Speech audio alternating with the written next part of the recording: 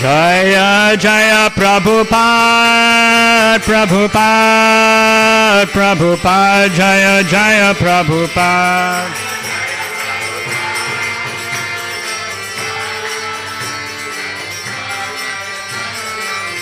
Nitai Gaura Hari Bol, Hari Bol, Hari Bol, Nitai Gaura Hari Bol.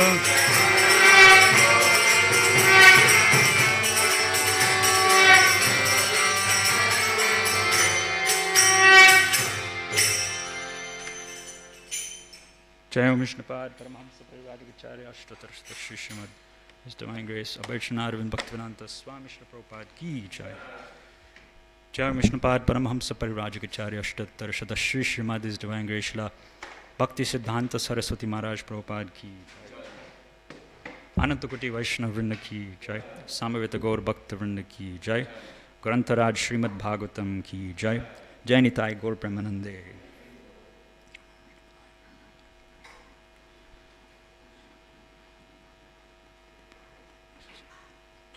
Om Namo Bhagavate Vasudevaya.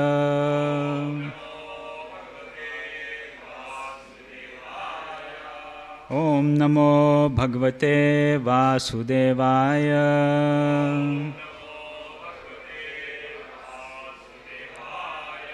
Om Namo Bhagavate Vasudevaya.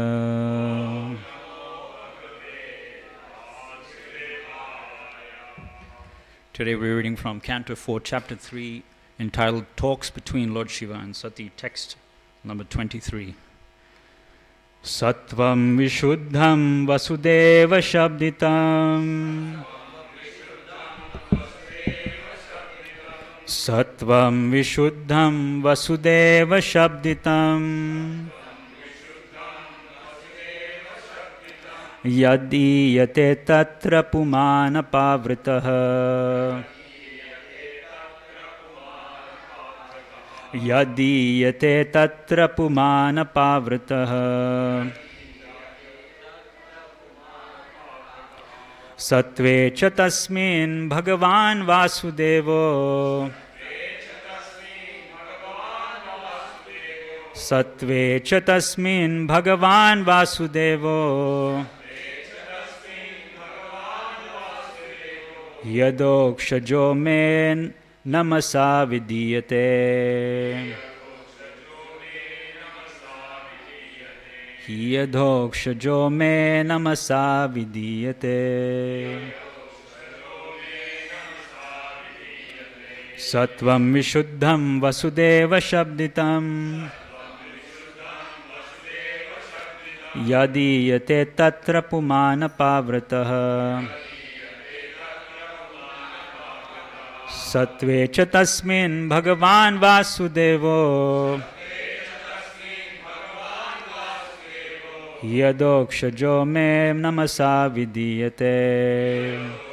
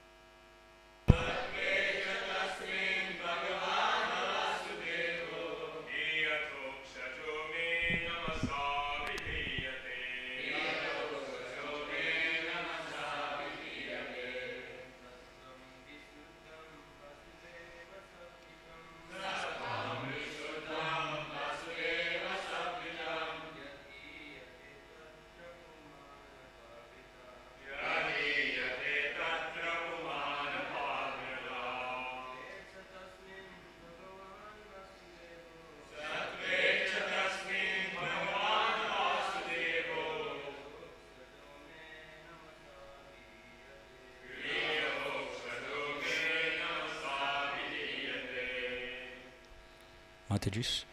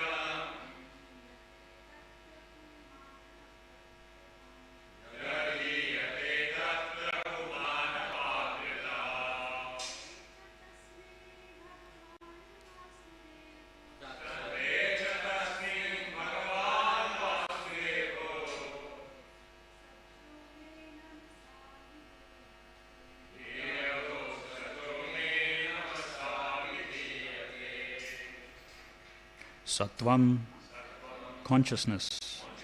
Vishuddham, pure. Vasudeva, Vasudeva. Shabditam, known as. Yat, because. Iyate, is revealed. Tatra, there. Uman, the Supreme Person. Apavritaha, without any covering. Sattve, in consciousness. Cha, and. Tasmin, in that. Bhagavan, the Supreme Personality of Godhead. Vasudevaha, Vasudev, he, because. Adokshajaha, transcendental. Me, by me. Namasa, with obeisances. Vidiyate, worshipped. Translation purport by His Divine Grace A.C. Bhaktivedanta Swami Srila Prabhupada, Jagadguru Srila Prabhupada Ki Jai. Translation. I am always engaged in offering obeisances to Lord Vasudev in pure Krishna consciousness. Krishna consciousness is always pure consciousness, in which the Supreme Personality of Godhead, known as Vasudev, is revealed without any covering. We have a lengthy purport today by Srila Prabhupada, so please hear attentively. The living entity is constitutionally pure. Asango hi ayam purusha. In the Vedic literature, it is said that the soul is always pure and uncontaminated by material attachment. The identification of the body with the soul is due to misunderstanding. As soon as one is fully Krishna conscious, it is to be understood that one is in his pure, original, constitutional position. This state of existence is called Shuddha Sattva, which means that it is transcendental to the material qualities. Since this Shuddha Sattva existence is under the direct action of the internal potency, in this state of the activities of material consciousness stop. For example, when iron is put into a fire, it becomes warm. And when red hot, although it is iron, it acts like fire. Similarly, when copper is surcharged with electricity, its action as copper stops. It acts as electricity. Bhagavad Gita 14:26 also confirms that anyone who engages in unadulterated devotional service to the Lord is at once elevated to the position of pure Brahman. Mam choyo vyabhicharena bhakti yogena sevate sagunan samatityaitan brahma bhuyaya kalpate. Therefore, Shuddha Sattva, as described in this verse, is the transcendental position, which is technically called Vasudeva. Vasudeva is also the name of the person from whom Krishna appears. This verse explains that the pure state called Vasudeva, because in that state, Vasudev, the Supreme Personality of Godhead, is revealed without any covering. To execute unadulterated devotional service, therefore, one must follow the rules and regulations of devotional service without desire to gain material profit by fruitive activities or mental speculation. In pure devotional service, one simply serves the Supreme Personality of Godhead as a matter of duty, without reason and without being impeded by material conditions. That is called Shuddha Sattva, or Vasudev, because in that stage the Supreme Person, Krishna, is revealed in the heart of the devotee. Srila Jiva Goswami has very nicely described this Vasudeva or Shuddha Sattva in his Bhagavad Sandarbha. He explains that Ashtottara Shata 108 is added to the name of the spiritual master to indicate one who is situated in Shuddha Sattva, or in the transcendental state of Vasudev. The word Vasudev is also used for other purposes. For example, Vasudev also means one who is everywhere, or all-pervading. The sun is also called Vasudeva Shabditam. The word Vasudeva may be utilized for different purposes, but whatever purpose we adopt, Vasudeva means the all-pervading or localized Supreme Personality of Godhead. In Bhagavad Gita 7:19, it is also stated, Vasudeva Sarvam Iti. Factual realization is to understand Vasudeva, the Supreme Personality of Godhead, and surrender unto him. Vasudeva is the ground wherein Vasudeva, the Supreme Personality of Godhead, is revealed.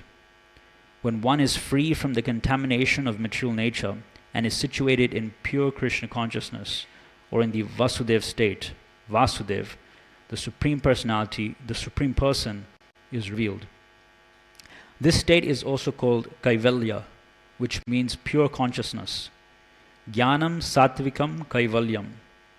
When one is situated in pure transcendental knowledge, one is situated in Kaivalya. Therefore, Vasudev also means Kaivalya, a word which is generally used by the impersonalists. Impersonal Kaivalya is not the last stage of realization, but in Krishna consciousness, Kaivalya, when one understands the Supreme Personality of Godhead, then one is successful. In that pure state, by hearing, chanting, remembering, etc., because of the development of knowledge of the science of Krishna, one can understand the Supreme Personality of Godhead. All these activities are under the guidance of the internal energy of the Supreme Lord. The action of the internal potency is also described in this verse as apavrita, free from any covering, because the Supreme Personality of Godhead, His name, His form, His quality, His paraphernalia, etc., being transcendental, are beyond material nature. It is not possible to understand any of them with the material senses, materialistic senses. When these senses are purified by the discharge of pure devotional service, Hrishikena Hrishikesha Sevanam Bhakti Ruchyate, the pure senses can see Krishna without covering. Now one may inquire that since factually the devotee has the same material existential body, how is it possible that the same materialistic eyes become purified by devotional service? The example as stated by Lord Chaitanya is that devotional service cleanses the mirror of the mind. In a clean mirror, one can see one's face very distinctly. Similarly, simply by cleansing the mirror of the mind, one can have a clear conception of the Supreme Personality of Godhead. It is stated in Bhagavad Gita 8.8, Abhyasa Yoga Yuktena, by executing one's prescribed duties in devotional service, Chetasa Nanyagamina, or simply by hearing about God and chanting about Him, if one's mind is always engaged in chanting and hearing and is not allowed to go anywhere elsewhere, one can realize the Supreme Personality of Godhead. As confirmed by Lord Chaitanya by the Bhakti Yoga process, beginning from hearing and chanting, one can cleanse the heart and mind, and thus one can clearly see the face of the Supreme Personality of Godhead. Lord Shiva said that since his heart was always filled with the conception of Vasudeva, the Supreme Personality of Godhead, because of the Lord's presence within his mind and heart, he was always offering obeisances unto that Supreme Godhead. In other words, Lord Shiva is always in a trance, samadhi. So I read recently in 3rd canto Srimad Bhagavatam, there Srila Prabhupada is writing in a purport that Lord Shiva, the mantra that he chants is Hare Ram, Ram Ram, Hare Hare. So Lord Shiva is chanting, or rather he's a devotee of Sankarshan. or Nityananda Prabhu. This samadhi is not under the control of the devotee. It is under the control of Vasudeva. For the entire internal energy of the Supreme Personality of Godhead acts under his order. Of course, the material energy also acts by his order, but his direct will is specially executed through the spiritual energy. Thus, by his spiritual energy, he reveals himself. It is stated in Bhagavad Gita 4.6, Sambhavami Atma Mayaya. Atma Mayaya means internal potency. By his sweet will, he reveals himself by his internal potency, being satisfied by the transcendental loving service of the devotee. The devotee never commands, "My dear Lord, please come here so that I can see you." It is not the position of the devotee to command the Supreme Personality of Godhead to come before him or to dance before him. There are many so-called devotees who command the Lord to come before them dancing. The Lord, however, is not subject to anyone's command. But if he is satisfied by one's pure devotional activities, he reveals himself. Therefore, a meaningful word in this verse is adokshaja, for it indicates that the activities of our material senses will fail to realize the Supreme Personality of Godhead. One cannot realize the Supreme Personality of Godhead simply by the attempt of one's speculative mind. But if one desires, he can subdue all the material activities of his senses, and the Lord, by manifesting his spiritual energy, can reveal himself to the pure devotee. When the Supreme Personality of Godhead reveals himself to the pure devotee, the devotee has no other duty than to offer him respectful obeisances. The Absolute Truth reveals himself to the devotee in his form. He is not formless. Vasudeva is not formless, for it is stated in this verse that as soon as the Lord reveals himself, the devotee offers him obeisances. Obeisances are offered to a person, not to anything impersonal. One should not accept the Mayavad interpretation that Vasudeva is impersonal. As stated in Bhagavad Gita, prapadyate, one surrenders. One surrenders to a person, not to impersonal non-duality. Whenever there is a question of surrendering or offering obeisances, there must be an object of surrender or obeisances. Srila Prabhupada ki jai. Om Jnanatimirandasya Jnananjana Shalakaya Chakshurun Militam Yena Tasmai Shri Gurave Namaha. Jai Shri Krishna Chaitanya Prabhu Nityananda Shri Advaita Gadadhara Srivasari Gaur Bhaktivinoda. Hare Krishna, Krishna Krishna, Hare Hare, Hare Rama, Rama Rama, Hare Hare. So a common theme that many devotees over the last couple of weeks have been discussing in this chapter is about the false ego. So false ego is one of the beginning elements that this mature world is created from. And a couple of weeks ago, I was explaining about how Srimad Bhagavatam explains that the false ego is also made up of 5 different constituents. So the 3rd canto of Srimad Bhagavatam explains that false ego means tamisra, andhatamisra, tamas, moha, and mahamoha. So tamisra means envy, which is born out of anger. I think I gave the example how if someone is after sense gratification, if they want to fulfill their senses, and if you stop them, just like someone is like really hungry or something, or someone's got their eye, they're meditating on buying something or eating something, and you get in their way, and you say, no, you can't have that. And then you can see the anger building up on that person. That's because of unfulfilled lust. So fulfilled lust means greed. When your lust is fulfilled, it leads to more greed because lust is never satisfied. So you expect to fulfill your lust more and more and more. And unfulfilled lust leads to anger. So we can see that symptom in Daksha as well. He wanted to be glorified in his Daksha Yagya. He's the one that spent all the money. He's the one that invited all the demigods. And then everyone is respecting Lord Brahma and Lord Shiva. So Tamisra. And then Andha Tamisra means the fear of impending death. So Everyone is afraid of death. They may not say it, but when that moment of death comes, everyone is afraid. Because everyone is afraid of the unknown. Materialistic people may not admit it, but everyone is afraid of death. They've done surveys, I won't get into it now, but they've done surveys of people who were terminally ill and they're leaving their bodies, and then the nurses, they sort of asked, it was some sort of a survey that they did, and they asked them what their last desires were, or what they felt about their life. And the survey listed 5 different reasons, top reasons. Oh, my life was unfulfilled, I should have spent more time with my family, I spent my whole life following other people instead of fulfilling my own desires. So people usually leave their body in a very miserable condition. That's under Tamisra. Tamas means that all conditioned souls in this mature world are covered up by the mind and the physical material body. So this covering of the soul by layers of the material energy is called tamas. Then moha. Moha means the materialistic conception of life. Srila Prabhupada in the purport, where he explains these 5 different coverings of the false ego, explains moha as ata griha kshetra sutta aptavitar.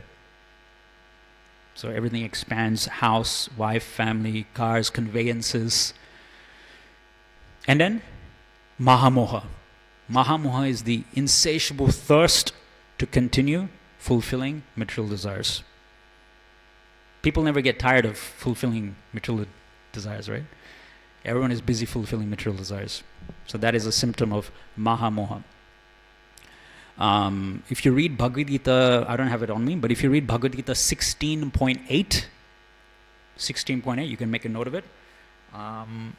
That verse and that purport by Srila Prabhupada exactly defines Daksha's attitude in this Daksha Yagya. So if you get time, you can read 16.8 in Bhagavad Gita, the divine and demoniac natures. Now, let's contrast Daksha with his father. Who is the father of Daksha? Lord Brahma. So Daksha is one of the 10 Manasa Putras of Lord Brahma. So Daksha has actually something to be proud about. He's a Prajapati. From him are coming so many living entities in this mature world. But his father is even more glorious than him, because his father has directly seen Krishna. His father, Lord Brahma, has started an entire sampradaya. His father, Lord Brahma, has compiled the Brahma Samhita after shaking hands with Krishna. And yet, Lord Brahma has fully taken shelter. Srila Prabhupada says, this is in the 2nd canto purport. Srila Prabhupada says, Lord Brahma has fully taken shelter of the lotus feet of Krishna with great zeal and great enthusiasm. And as a result of taking shelter of Krishna, Brahma has 3 great qualifications, Srila Prabhupada says. The first qualification of Lord Brahma is that whatever he says, it gets fulfilled. It is faultless. Whatever he says, it gets fulfilled. So that's why you see whenever there's a disruption in the universe, then all the demigods, they go to Lord Brahma. And that's not only because Lord Brahma has that direct heart-to-heart connection with Vishnu, with Kshirodakashayi Vishnu, but he can compel, he can influence in one sense. By his devotion and by his position in the universe, he can influence to some degree. Of course, Krishna is Swarat, but he can to some degree influence Krishna to come down and descend and maintain order in the universe again.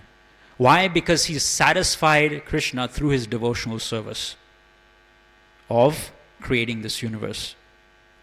The second qualification of Brahma is that his mind is never distracted by anything. Srila Prabhupada says his mind is never distracted, he's always peaceful. And the third qualification of Lord Brahma,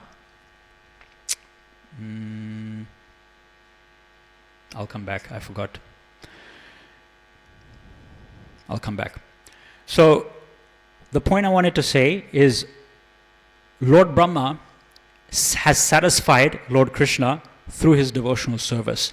And when he creates this material universe, Lord Brahma offers, if you read the second canto of Srimad Bhagavatam, Lord Brahma offers a very great prayer to Lord Krishna. He says, even though I'm in this very high position, I'm Swayambhu, I don't have a normal materialistic mother or father, I've created this entire universe, I'm staying in the highest planetary system in this material universe, I have such a long lifespan. He says, please, Lord Krishna, please bless me that I will never get proud. This is Brahma's prayer. Please bless me that I will never get proud of the work that I'm doing for you. Please bless me that I will never get proud of the devotional service that I'm rendering to you. So the devotee understands that whatever he or she is able to achieve, even in Krishna's service, it's by the grace of Krishna. So the devotee never gets proud. I was thinking some time back I was thinking about the pain that the false ego inflicts upon us. Just like if you take an example of, if you buy a new car, and you naturally get very attached to the car, right? You spent so much money on it, you worked so much time to save up the money, you went to the showroom and you picked out whatever car you liked the best, and then you purchased it, you brought it home, and then you drove it somewhere, you tried to impress people, you drove it around, and you parked it somewhere, and someone comes along with a key, it scratches the side of the car. So what would that do to you, Prabhu? How would you feel?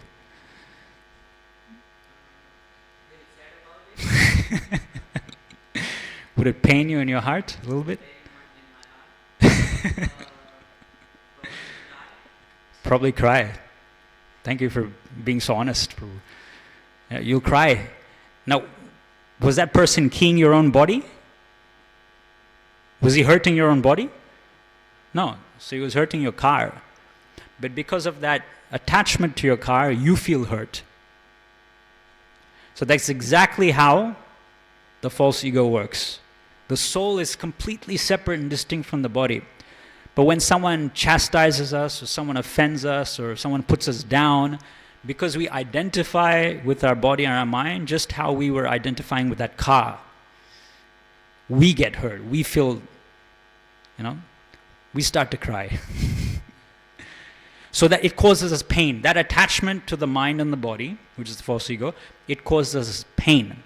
Now, just imagine that if someone calls us some bad names or puts us down, it causes us some degree of pain, right? Imagine at the time of death, when material nature forcibly, separates you from your body that you have such a great attachment to. Just imagine you bought that car, right? And you're just about to open the door and sit in the car for the first time, and some thief comes along and gets in the car and drives it away. So the pain caused at the time of death for a materialistic person because of their attachment, their lifelong attachment to the material body, Srimad Bhagavatam compares that to the bites of thousands and thousands of scorpions. Because it's true, because when we're living and the soul is inside the body and someone calls us names or something, puts us down, we feel pain. That pain is magnified to an nth degree when material nature actually physically rips us apart from that physical body because of the intense attachment. So these are all the symptoms of the false ego that unfortunately Daksha, even though he's such a great personality, he was still under, because all living entities are under the influence of the false ego. We can see even before Lord Brahma, when he was creating, he created all the demigods, all the demons, they come from Brahma. We understand that.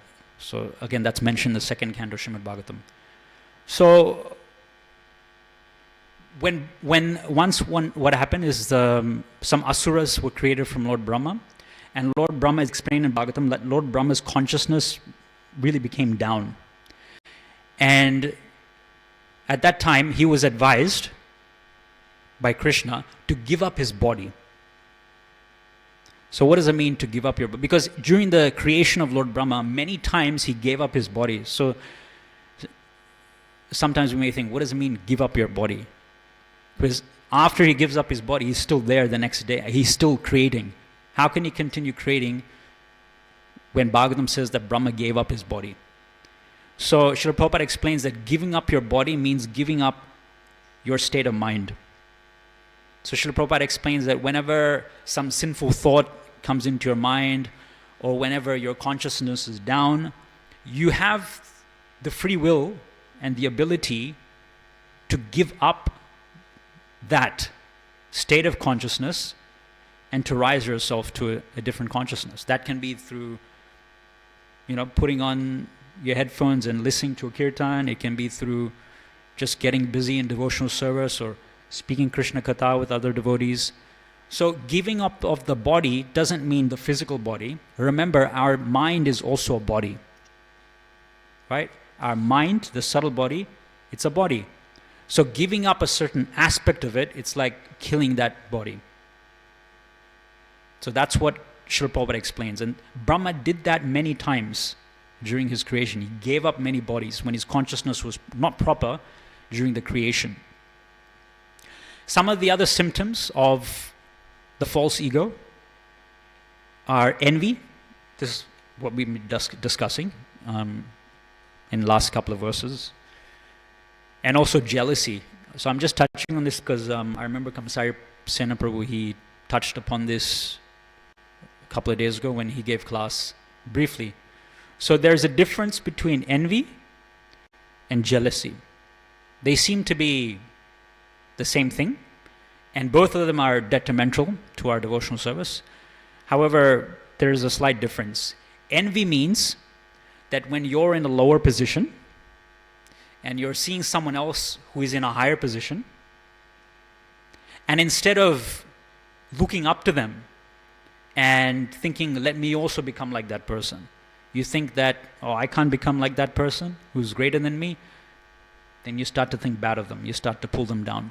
So that is envy. So envy is between, if you're in a lower position and you're looking at someone who's much higher, much more elevated, much more advanced and qualified than you, and you're thinking bad of them. That's envy.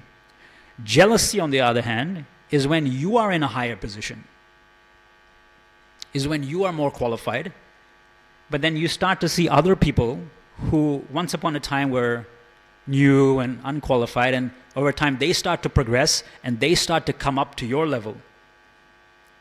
And when they start to come up to your level, you start to feel threatened and you start to wish bad for them. That is called jealousy. So there's a subtle difference. It's a difference of perspective. Envy is from the perspective of someone who is lower and less qualified, and jealousy is from the perspective of someone who's more qualified, in a higher position. So can anyone give an example of someone who is envious from Shastra? I think you mentioned Shishupal the other day, right? I think Kamsaripu asked the same question. So you see, practically all demons, Hiranyakshipu, Ravana, they all wanted to be Krishna.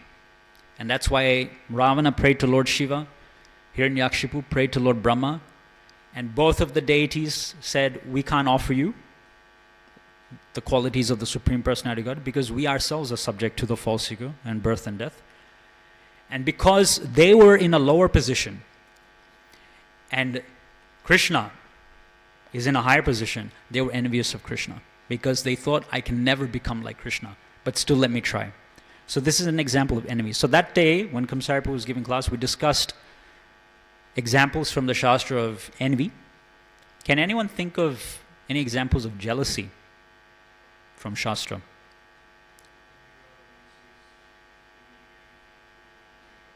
Yeah, so again, this is something that happens quite often. We read that in Bhagavatam as well. Like one example that comes to mind is Prithu Maharaj. In the 4th canto, we'll read later on, when Prithu Maharaj was he wanted to do 100 Ashwamedha Yagyas. Not that he wanted to become Indra, he was already, an avatar of Krishna, a Shaktivesh avatar of Krishna. But when he came to the 99th Yagya, Indra got jealous because Indra was in a high position and he's seeing some earthly personality. He is slowly qualifying himself to come to his position as a demigod, chief of the demigods. So Indra felt jealous. So then he personally came down and he disturbed the Ashwamedha Yagya, the 99th he performed 99 and he was doing the 100th one, and he disturbed the yagya. And sometimes Indra, he sends apsaras as well to disturb munis and rishis because they're engaged in tapasya. That's a good example. Anyone else? Any other examples of jealousy from Shastra?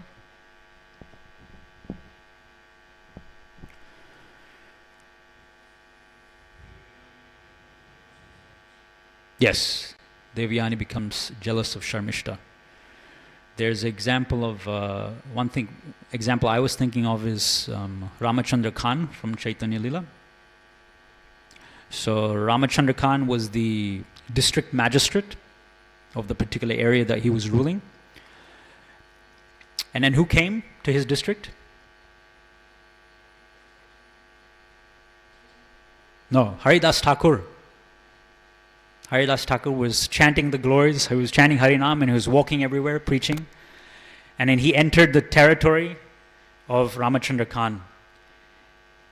And then everyone in that village or everyone in that area that he was governing started to become attracted to Haridas Thakur, this new sadhu who had come. So much so that Ramachandra Khan's popularity, his influence was getting a bit diminished. At least he thought like that. So then what does he do? He sends that prostitute. So 3 days she comes and she tries to allure Haridas Thakur, but Haridas Thakur liberates her.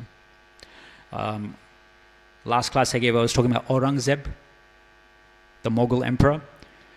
If you remember, he saw, again, some people say he was in Agra, but Indradyumna Maharaj, he was saying that he was actually situated in Mathura. So from Mathura he was looking into Vrindavan, and he saw at a distance the 7-story high Radha Govindaji Mandir.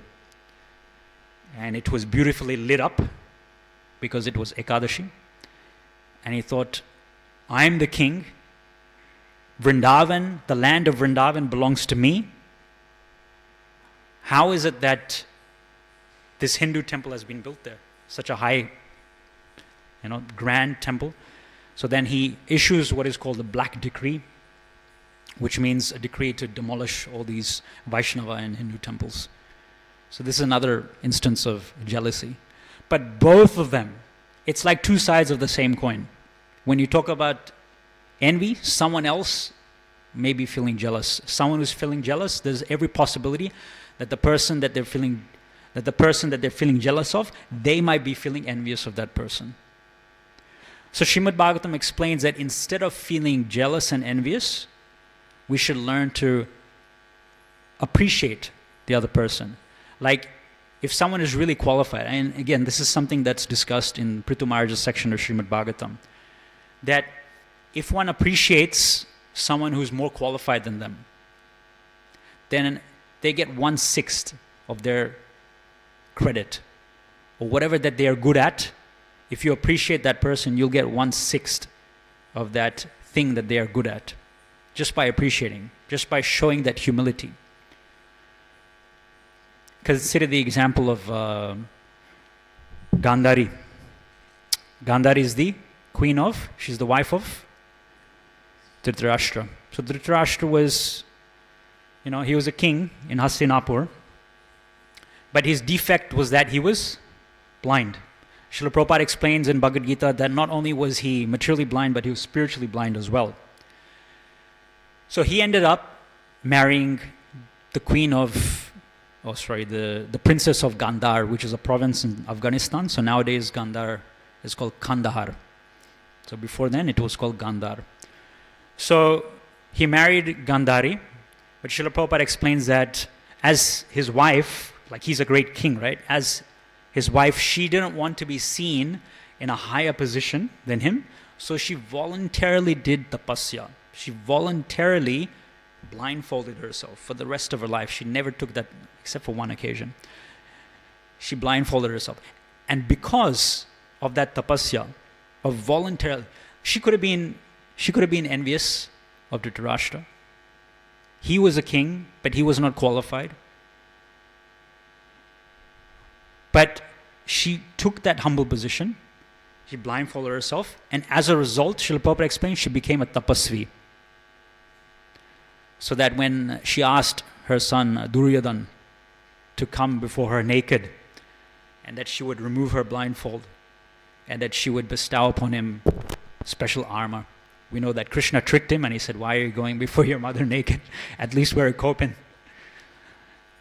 So that's one example.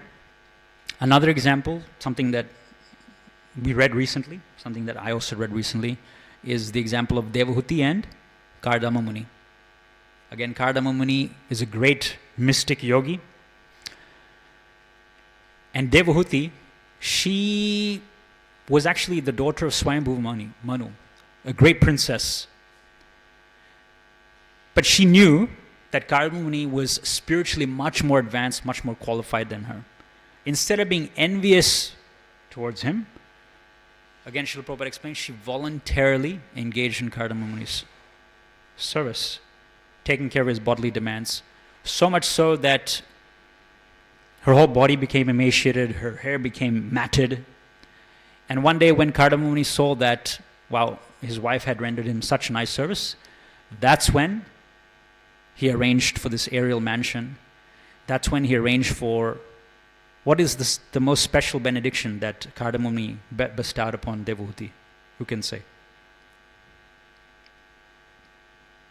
We've been discussing this recently. The question is, what is the best thing that Kardama Muni bestowed upon Devahuti for hers? Yeah.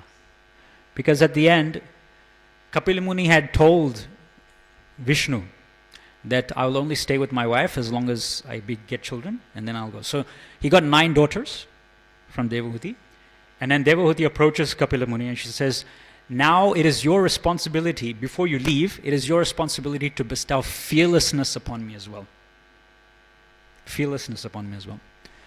And Srila Prabhupada explains that real fearlessness is not bestowed by, just by giving a son to the elderly mother, but by equipping the mother with transcendental knowledge. So the real fearlessness that Kapila Muni bestowed upon her was not just his appearance as a Supreme Personality God in her life, but he taught her Sankhya Yoga.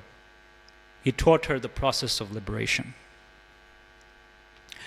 We've been talking about Srila Prabhupada actually in this purport. He focuses on the state of Vasudev, right? So this purport is dedicated to this state of Vasudev. So I thought it'd be good just to quickly read from the 2nd chapter of Krishna book, prayers by the demigods for Lord Krishna in the womb, just to understand what this state of Vasudev is.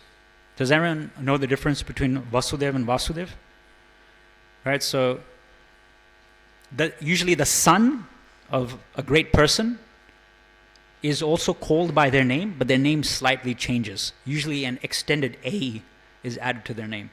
So for example, Kunti, her sons are known as Kaunteya.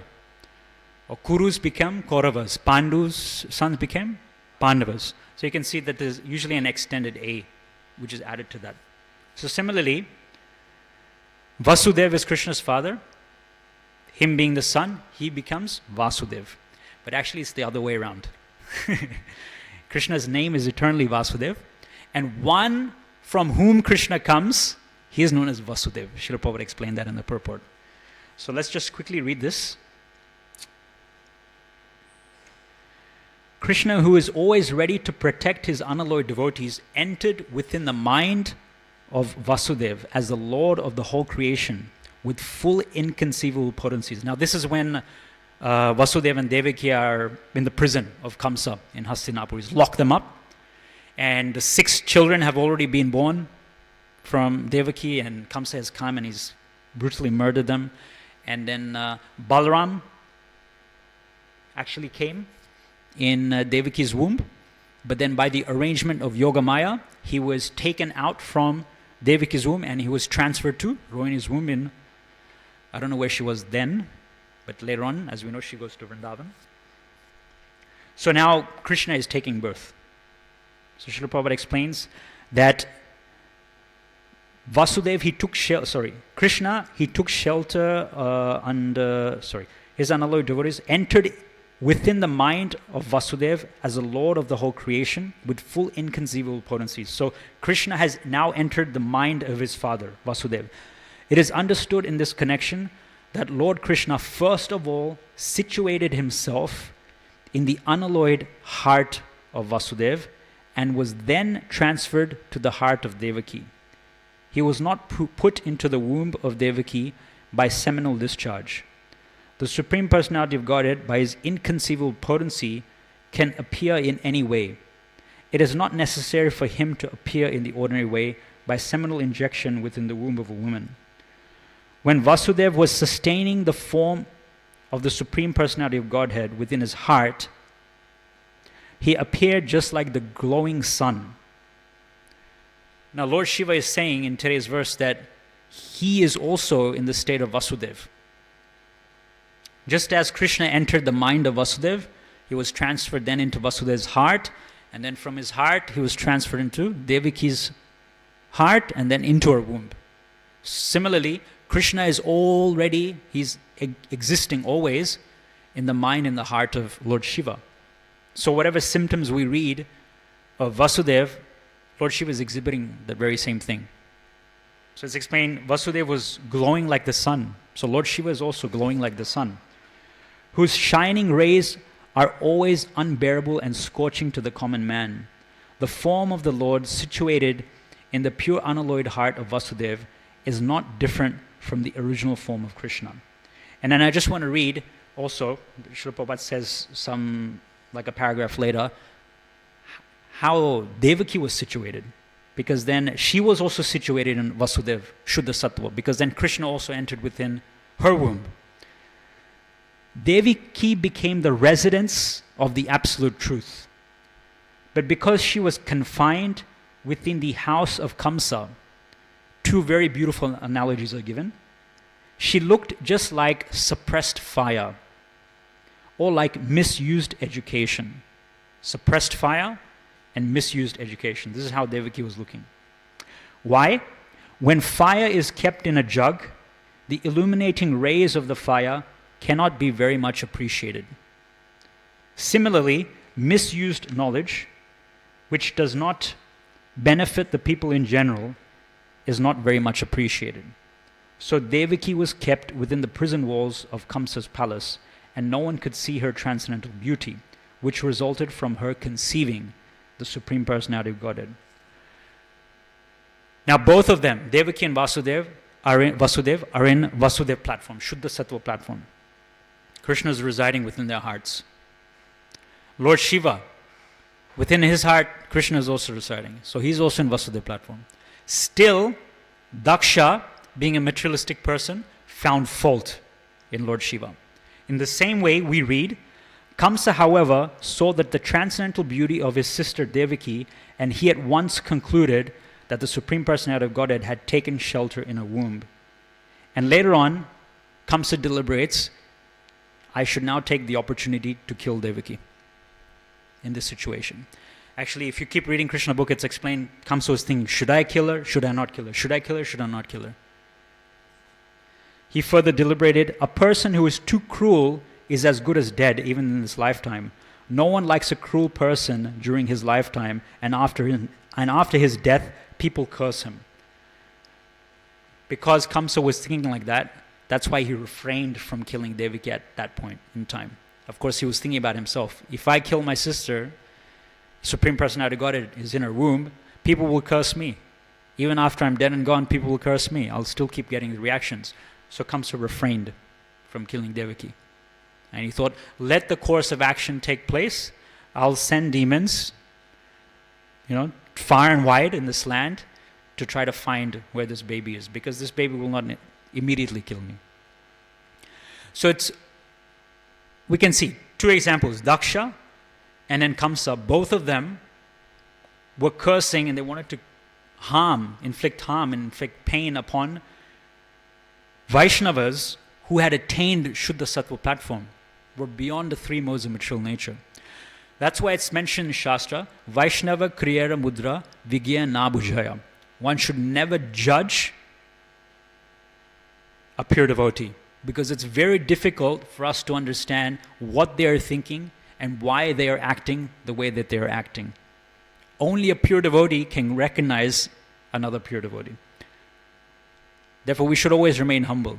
And I'll finish with these two quick examples about how sometimes devotees' actions may not be seen as appropriate, but what Krishna is actually looking at is the consciousness of that devotee, the heart of the devotee. So once what happened, this is something my Guru Maharaj said in his Recharge Festival lectures. Either him or the guest that was there, Achyuta Prabhu, who is also Prabhupada. I think Prabhu came here for a couple of days in January. He stayed at our temple for a couple of days. So they were telling one story of during Prabhupada's time, there was a temple president of a certain temple somewhere in America, and Srila Prabhupada was coming to that temple. So as always, when Srila Prabhupada is coming to your temple, then what do? You make all the arrangements and everything has to be, the temple has to be clean, spick and span, and everything has to be arranged perfectly. So this particular temple president was telling all the devotees, everything has to be perfect. Srila Prabhupada is coming, perfect. I want everything to be perfect. And then as Srila Prabhupada's car was driving up, he told all the devotees to line up in a row and get flowers and throw them at Srila Prabhupada. And as Srila Prabhupada got out of the car, I think Achyuta Prabhu was saying, this particular temple person, he started singing Guru Puja. Shri Guru Charana Padma Kevala Bhakati. And he was doing it really perfectly, playing the kartals really perfectly. And then Srila Prabhupada came out and he was walking, greeting all the devotees. And he heard this particular temple president singing, Guru Vandana. And he looked at him and he said, he looked at his servant and he said, who is this Asura? So Srila Prabhupada, being a spiritual master, can see what is in the heart of his disciple. And externally, it looks like he's doing the right thing, right? But Srila Prabhupada can see what is in the mind. What is your motivation? Does he have that controlling desire? We don't want to say, we don't want to speculate, but Srila Prabhupada saw it. And when he's singing Guru Puja, for Srila Prabhupada's pleasure, Prabhupada called him out and said, who is this Asura? One other example, different to this. Srila Prabhupada was touring around the world and he came to Indonesia. He went to Jakarta. And I believe this is the first time we went to Jakarta. And there was just a handful of devotees there, maybe just a few devotees there in Jakarta. And they were very busy trying to arrange programs for Srila Prabhupada, like public programs where Srila Prabhupada could preach. And one of Prabhupada's disciples tried very hard, put in a lot of effort to try and arrange, one public community program. And it was going to be really big. At least it was seeming like that. And then the day came of the program and Srila Prabhupada came and that particular devotee who arranged the program, they all turned up to the program and no one was there. No one was there. And it's explained that Srila Prabhupada, he still continued. And he preached to the four walls, just like Bhaktisiddhanta Saraswati Thakur had said. Bhaktisiddhanta Saraswati Thakur had said that even if no one comes, preach to the four walls. We had some glimpse of that during COVID when the temple was in lockdown. I remember seeing devotees from Mayapur TV. They'll be like just sitting here by themselves, and even the brahmacharis would be upstairs in our ashram and just looking through Mayapur TV, and they'll be looking around, as if devotees are still there. Then after a while, they start looking at the cameras. The camera is a person. Impersonalism doesn't work for people. So no one was there at the program, and Srila Prabhupada preached to the four walls. And now it appears like the devotee didn't put in effort. He failed in his service to his spiritual master because he promised a big reception. But then after the program, they were driving back, maybe not a temple, but somewhere they were driving back to their base. And Srila Prabhupada was sitting in the back, and this particular devotee, his disciple, was sitting at the front on the passenger seat. And my Guru Maharaj was explaining this, and he was saying that in his heart, that particular devotee was thinking, I failed miserably, I let down Srila Prabhupada, I'm worthless, I'm useless. And then all of a sudden, Srila Prabhupada from the back of the car, he said, you are forgiven. Prabhupada said, when there is obeisances, everything is forgiven. So again, here's another instance where Srila Prabhupada could understand what was going on in the heart of his disciple. He failed. Whereas in the previous example, everything was perfect. The temple president arranged everything perfectly, and he was chastised. And here's in a situation where a disciple failed in serving Srila Prabhupada. And Srila Prabhupada gave his blessing to him, saying that in your heart you're offering obeisance to me. So everything is forgiven, Srila Prabhupada said. So I'll finish there. Thank you very much. We're over time, so I won't take any questions today. Grantaraj Srimad Bhagavatam ki jai, Jagat Guru Srila Prabhupada ki jai.